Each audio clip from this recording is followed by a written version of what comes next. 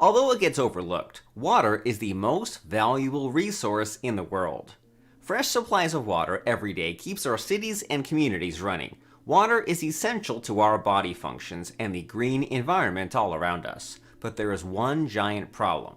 Rivers across the globe are disappearing. From the US to Italy to China, waters have receded, leaving nothing but barren banks and muddled sand. Many canals are empty. Reservoirs have turned to dust. Losing waterways means a serious risk to shipping routes, agriculture, energy supplies, even drinking water. Rivers that have been critical to commerce for centuries are now shriveled, threatening the global movement of commodities. Diminished water levels have hobbled electricity generation at many key hydropower plants. Mega cities, including Shanghai, are turning off lights to curb power use, and Tesla has warned of disruptions in the supply chain for its local plant. Drought plaguing the Colorado River, a source of water for 40 million people between Denver and Los Angeles, has gotten so extreme that a second round of drastic water cuts are hitting Arizona, Nevada, and Mexico. The river and its tributaries irrigate about 4.5 million acres of land, generating about $1.4 trillion a year in agricultural and economic benefits. The retreating waters of the US Southwest are exposing dead bodies and dinosaur footprints that have been submerged for perhaps millions of years. The reasons global waterways have died to a trickle are complex. It's a combination of many factors leading to this particularly extreme event. But there is clearly a role for climate change, which made multiple underlying, record-breaking, and in some cases, record-shattering heat waves dramatically more likely. The world could be fully in the grip of accelerating climate change, and it has a profound impact on our daily lives. Desalination, the process by which salty water is transformed into fresh water, can be a solution, especially in places where steady supplies of fresh water are scarce. In the face of pressing water scarcity, some places in recent decades have looked into desalination technology to supply their drinking water. The problem is that the desalination of water requires a lot of energy. Salt dissolves very easily in water, forming strong chemical bonds, and those bonds are difficult to break. The energy and technology required to desalinate water is very expensive. There are about 17,000 desalination plants operating around the world. They pump out over 25 billion gallons of drinkable fresh water a day. A lot of these plants are in countries like Saudi Arabia, where energy from oil is cheap, but water is scarce. For places that aren't oil-rich, there are other energy alternatives. One of the renewable alternatives that's gaining traction is wave energy. Plans to use marine energy to desalinate water received a further boost this week. So a Norwegian company called Oasis has created a prototype to a desalination prototype that uses wave power to take the salt and other minerals out of the water to make it drinkable. I know there has been many questions as to why many coastal states in the United States have not put in more of any of these plants, and that's because the fossil fuel used in these types of processes is usually very energy intensive.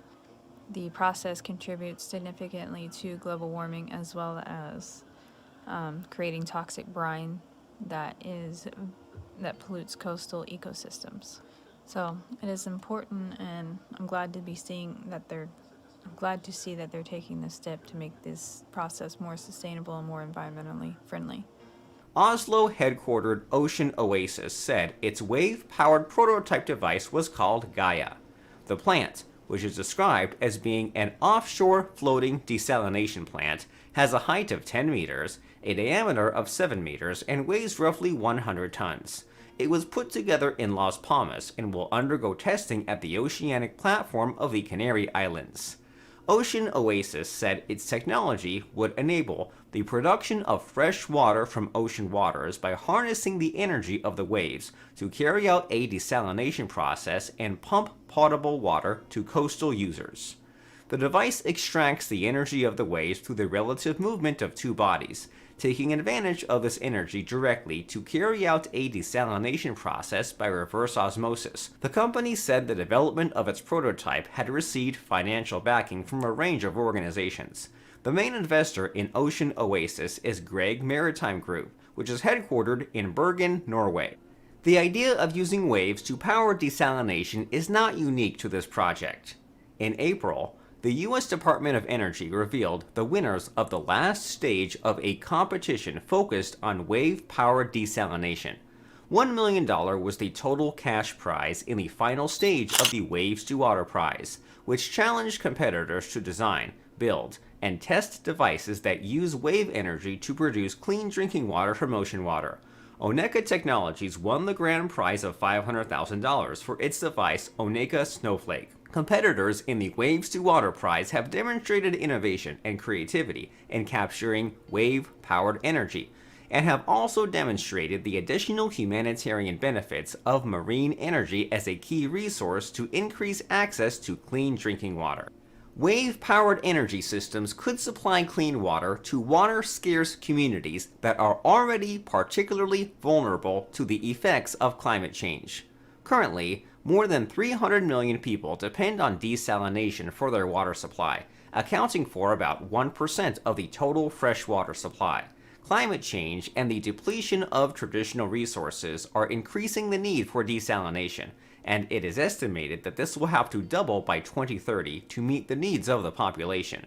Traditional desalination requires large amounts of energy, leading to a large carbon footprint and high cost. From this premise, Ocean Oasis points out that wave energy brings a new dimension and additional opportunities to supply desalinated water without emissions, at a competitive cost, and without the use of valuable land.